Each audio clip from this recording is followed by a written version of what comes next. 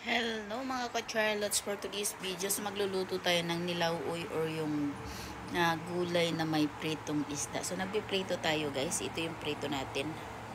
Ayan. So kung hindi ako nagkakamali, hindi siya tuna, hindi ko alam kung anong klaseng isda yan, basta isda ihahalo natin guys.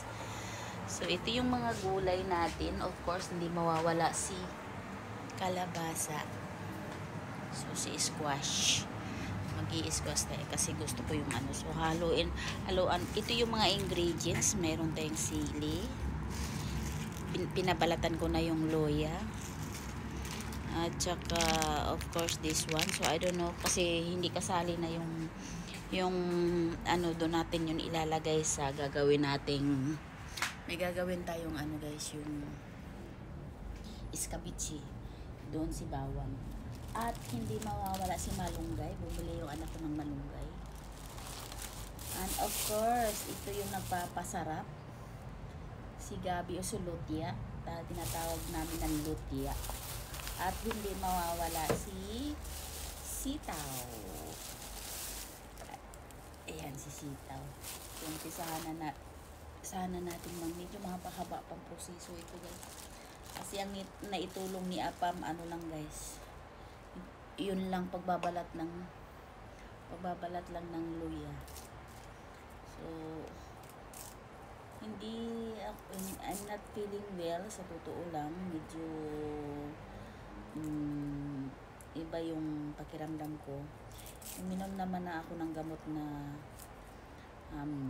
Newsip kasi parang may sipon ako. So yung Newsip, so sabi ko sa sarili ko, kung hindi ako kikilos dahil day off ko today, wala akong babaunin pagpupunta ng work. So itong mga to guys, mag-iiwan talaga ako ng mga ganito.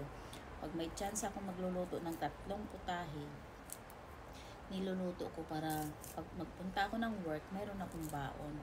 Kasi sa totoo lang guys, may mga bento doon sa work namin. Ang problema guys, kasi puros mantika. So hindi ko gano bet, bukod sa magastos, ako lang makakain sa halagang $10, no? Whereas ito, kung ilan man ang nagastos nito, kasi yung ibang nagbibili nito, yung anak kong babae, wala na siyang time magluluto guys, dahil nga Monday na ngayon. Monday kasi day off ko, so pumapasok siya, so ako na lang din ang magluluto. At kumakain din ng ganito si Apam. Maano pa ako